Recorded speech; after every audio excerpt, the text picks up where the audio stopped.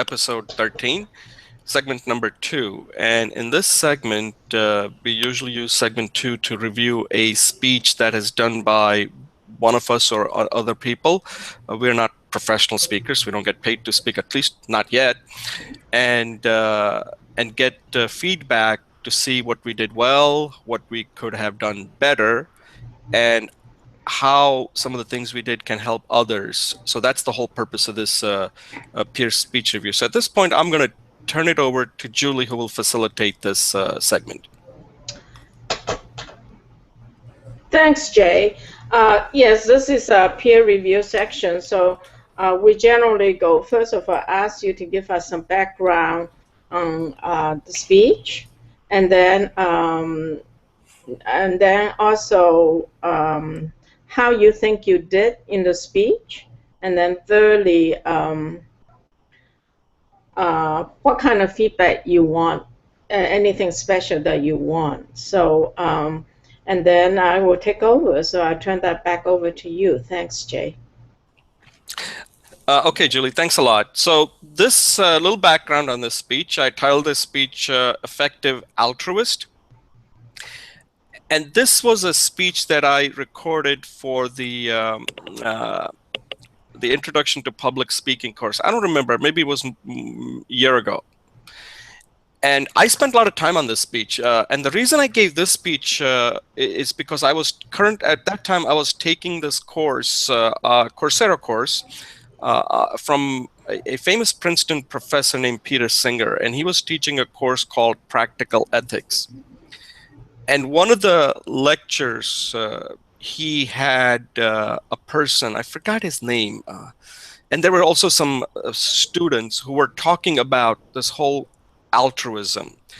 And one of the things the speaker mentioned was why, if you want to be an effective altruist, the career you pick is very important. And the career that he picked that I would have never thought of as the one that I would have picked was in finance or banking. And he gives the reason why finance and banking. And I was pretty persuaded by that. I said, yeah, if you look at it that way, it makes a lot of sense. That if your goal is to help many, you need money. And he gives the reason, he gives examples on how much money if you can make if you go into finance and banking, and if you're very successful, that you could be a very effective altruist and help many people with the amount of money you make, and you can just donate it to effective charity. So there are two components to it. One is why you should pick finance and banking. And then that solves one part of the problem. The other problem is then you have to find the right charity so you can help as many people as possible. So I was kind of moved by it because there were quite a few students that he had in one of the lectures who were talking about that they live a very simple life. They make good money on Wall Street, but they don't really, buy expensive cars or go on vacations and stuff. They get joy out of helping people and contributing to this charity. There's one charity, again, I use it to donate money because what they do is that they have a measurement and finding out which charities does the most good, and they educate you so that you can pick the right charities. And this is something I pointed out in my speech, that we all tend to go by, 90% of the money is going to this charity. And sometimes that's not a good metric. You have to see, who's doing the most good. You got to know exactly what your money is really doing. How is it helping? You're getting the bang for the buck, essentially, if I may use that phrase. So I basically took a lot of the content and kind of made it my own. Some of the statistics that I got was from that course, and it opened my eyes that there are a lot of problems out there, and rather than counting on politicians to solve it, we all today have power to do a lot. And that was the whole point. I mean, in America, people are very charitable, as it's one of the most charitable countries. But the thing is that you can be very charitable and very strategic even if you're one person. So you don't have to be, big NGOs or nonprofit as an individual, you have a lot of power, you have a lot of say in helping different causes that you believe in. And for that to happen, you have to make money. And that's why, we always look down upon finance and banking as like, it's like they just perpetrate scams, they're a bunch of fraudsters, they're just a bunch of greedy people. And after seeing that I realized that no, if you go into that field, you may like it, but it's then what you do with the money determines, what you really are. And that's what I was convinced, that if you go into finance and banking, and if you're using towards positive causes, then that's a very noble profession. It all depends on what you do, right? As far as that speech is concerned, I put in a lot of time in that speech. I would say I had gone through it a number of times. I used a lot of the techniques that are taught when it comes to persuasive speech. Um, I didn't give that speech live, so I don't know how the audience would react to it. So a lot of the feedback I'm getting was in the course feedback, and sometimes you don't get good feedback from the course. So this would be interesting to see what Julie thought of it. And also, I would like to give that speech live, but it's not a kind of speech that was more for academic purposes. But I just used that topic as a way to increase my public speaking skills. So at this point, I'll stop here and give Julie a chance to give feedback, and then then I can come back and say more. Thanks, Jay.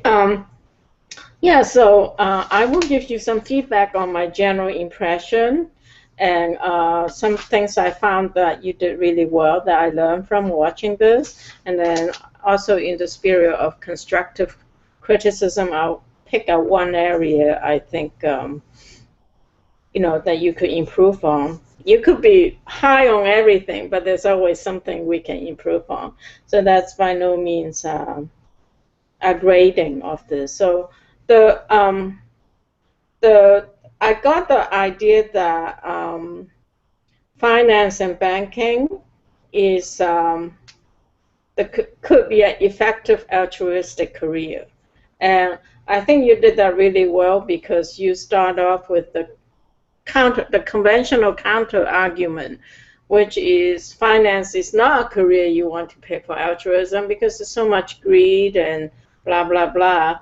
So you know that is part of the people's thinking. So you start off with saying that there is all this, but then you able that you said in order to do good, the answer is more, and the answer is money, and you say hope doesn't do it, prayer doesn't do it, but money does. And you said money solve the problems of the world. But I remember in one of our elevator speeches, the key phrase that we all connected to was money made the world go around, So I got that same feeling from here. And then you use, so I like the construct of counter arguments that you use.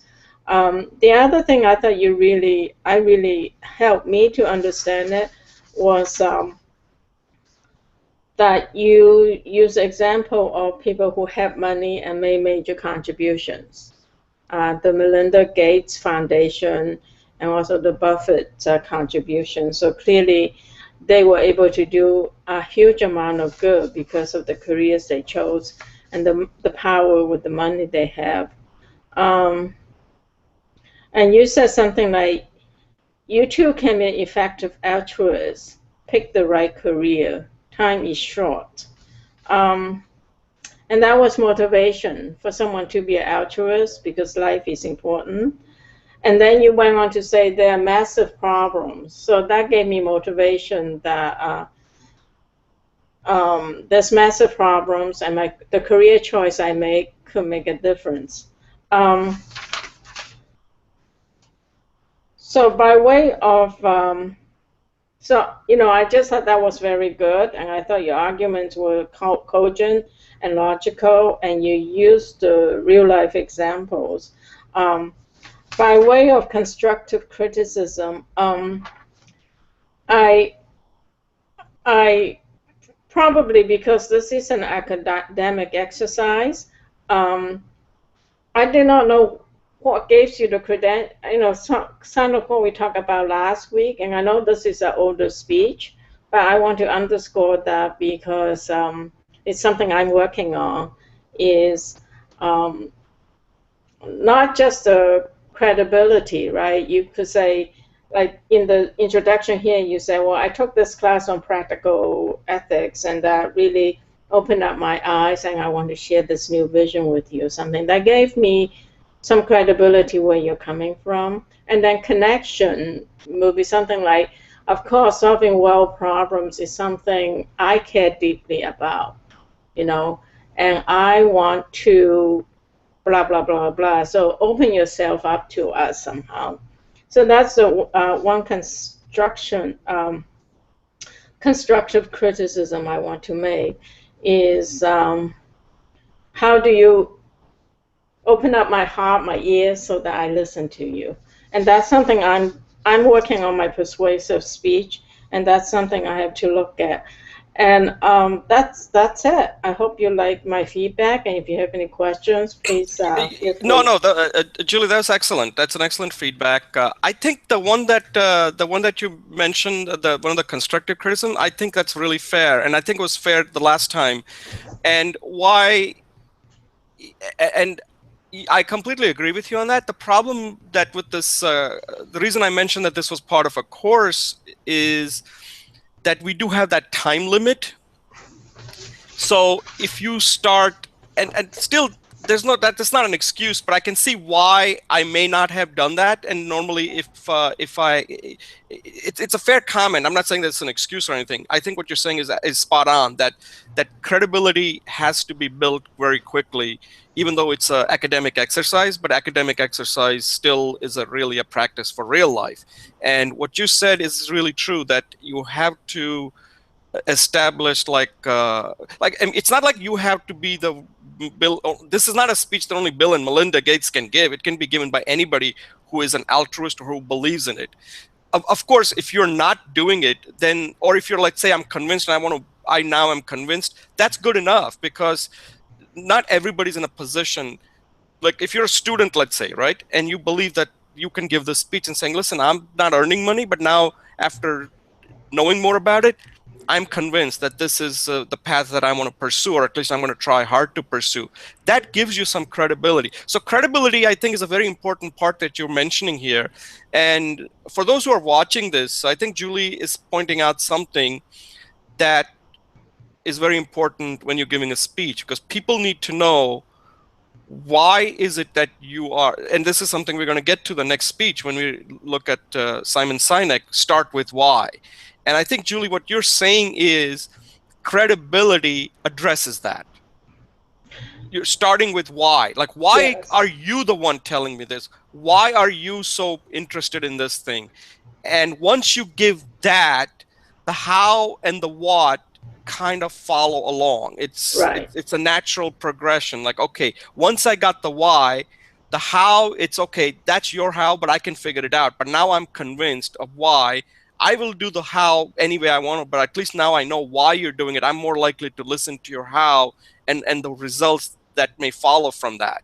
So this dovetails very nicely to the next speech that we're going to review. And I think I'll let you talk about, is that what you're really saying, that credibility addresses that why part? I think it's credibility and connection.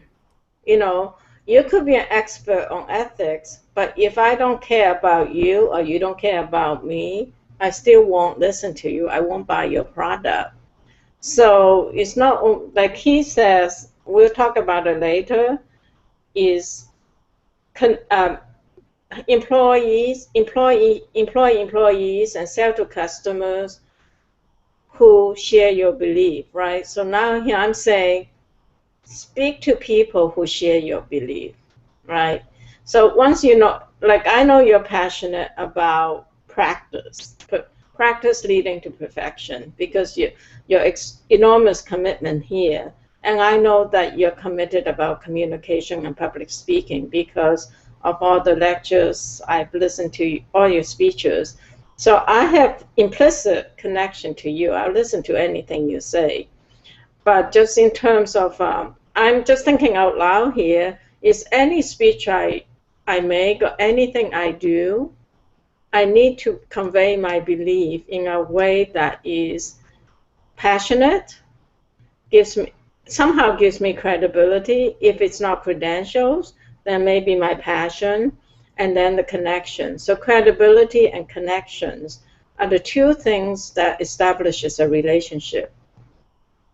And so in a speech, it's a relationship. You know, you want me to listen to your speech, that's a relationship. So connection and credibility, but not necessarily credentials, right? Credentials is just a part of credibility. But without credibility and connections, even if I care about the topic, if I don't think you're worth listening, I still won't listen, you know. Yeah, no, that's I agree that, and I think that's something I need to really make sure. I need to write it down, that credibility, and I think it follows what we're going to talk about next with Simon Sinek's speech. That even when it comes to speaking, you need to start with why, and I always think of a speech as a product, right? And when Right, he's explaining, because when you're speaking, it is a product that you are trying to sell. Otherwise, why are you speaking? That's my always the question. That if you don't have an objective giving a speech, then you're just making noise. And why are you making noise? Why are you subjecting somebody to, unless you're singing or something, you shouldn't be subjecting people. So you have to view your speech as a product. And what Simon Sinek says, it's, again, I'm now moving segment 3 into segment 2 here, is that why that you're talking about, that connection and credibility. The credibility is the why, that leads to connection, and that leads to probably acceptance or understanding or even paying attention. So at this point, right. we'll close out this segment so that we can move to the Simon Sinek speech and have the more of a discussion around this, what he's talking about, since he's formalized it into his golden circle methodology. Okay. Okay.